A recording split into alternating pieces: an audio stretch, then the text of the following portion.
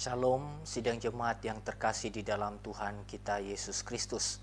Pada kesempatan ini marilah kita bersama-sama mendengar serta merenungkan kebenaran firman Tuhan yang terambil di dalam Ibrani pasal 6 ayat 19 sampai 20. Saya akan bacakan ayat firman Tuhan ini bagi kita sekalian.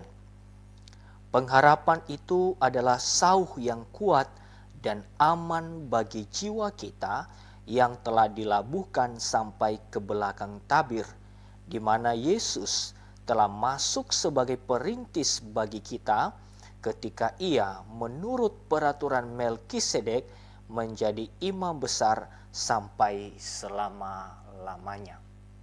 Demikian pembacaan firman Tuhan. Saudara yang saya kasih di dalam Tuhan, penulis surat Ibrani memberi nasihat kepada pembacanya agar tetap bertumbuh di dalam iman dan bertekun di dalam pengharapan. Karena apa? Karena karya Yesus Kristus di dalam keselamatan orang percaya sungguh-sungguh nyata. Nah, di dalam perikop yang kita sudah baca ini terlihat jelas ada dorongan dari penulis kitab Ibrani ini supaya jemaat yang sudah diselamatkan oleh Kristus berpegang teguh pada pengharapan. Nah, di sini dijelaskan di dalam pasal 6 ayat 19 ada ungkapan pengharapan.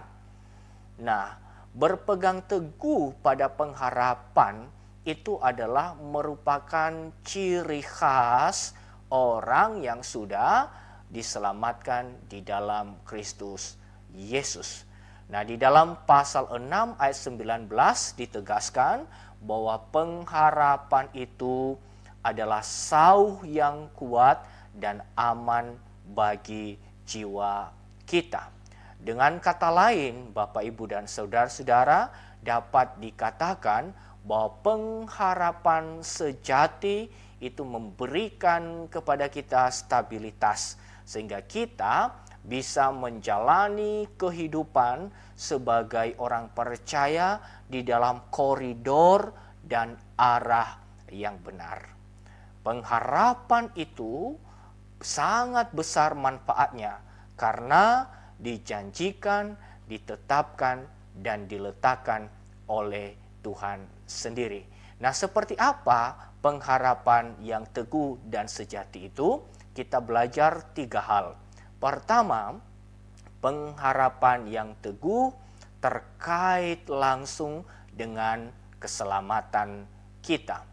Penulis surat Ibrani menghubungkan pengharapan yang pasti itu dengan pribadi Yesus dan karyanya yang besar. Bila kita memperhatikan di dalam pasal 6 ayat 20 tadi, ada ungkapan tentang tabir bait suci serta pelayanan imam besar. Dua istilah ini memberikan kepada kita penjelasan bahwa Yesus sebagai imam besar yang sudah masuk ke dalam ruang Maha Kudus itu memberikan jaminan pengharapan yang sejati kepada kita. Nah, di dalam teks ini Yesus disebut sebagai imam besar. Nah, surat Ibrani menekankan kesempurnaan korban dan juga kesempurnaan keimaman dari Tuhan Yesus. Dan oleh karena kesempurnaan korban dan keimaman itulah, maka keselamatan orang yang percaya kepada Kristus Yesus adalah keselamatan yang sejati, keselamatan yang abadi, keselamatan yang tidak bisa tergoyahkan oleh apapun.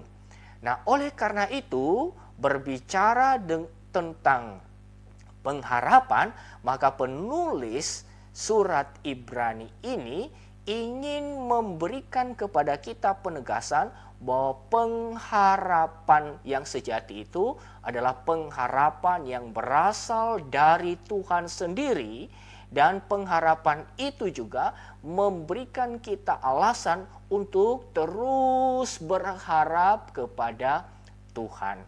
Nah, Bapak, Ibu, dan saudara-saudara, kalau kita sudah memahami ini, maka janganlah sekali-kali kita menurunkan akan nilai pengharapan kita hanya berdasarkan keinginan daging kita saja.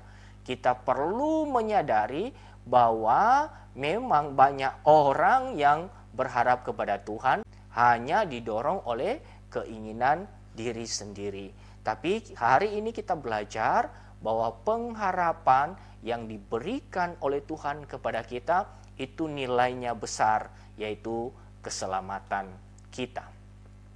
Hal yang kedua, Bapak, Ibu, dan saudara-saudara, pengharapan yang teguh, pengharapan yang sejati itu pasti juga berkarya dalam hidup kita untuk mendorong kita terus bertekun. Bapak, Ibu, dan saudara-saudara, keyakinan akan pengharapan yang diletakkan oleh Allah sendiri, seperti yang dijelaskan di poin pertama tadi, itu menghasilkan ketekunan di dalam kehidupan kita. Oleh karena keselamatan kita dijamin oleh Tuhan, maka kita pun juga terus bertekun untuk mencari perlindungan kepada Allah.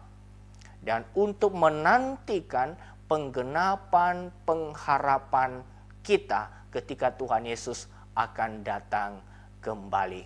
Nah, saudara-saudara, untuk menjelaskan ketekunan berdasarkan harapan yang pasti, penulis surat Ibrani memakai kata mendorong.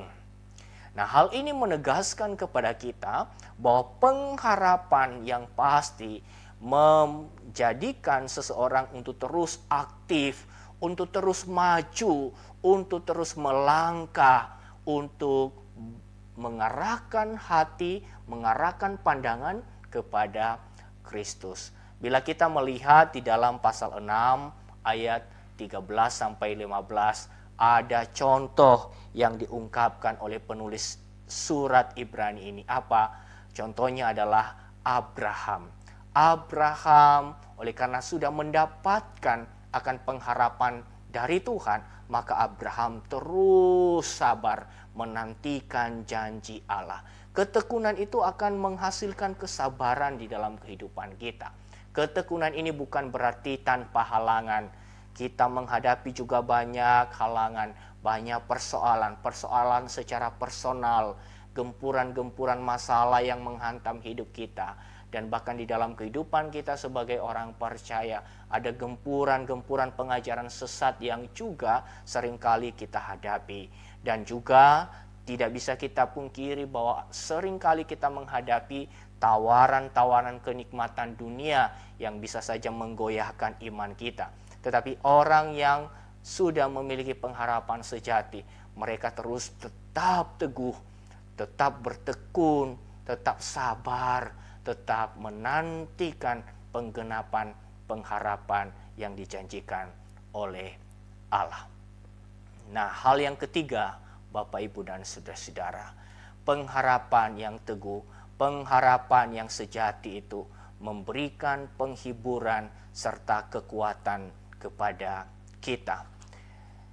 Di dalam bagian yang kita sudah baca ini, kita belajar bersama-sama bahwa Yesus disebut sebagai imam besar.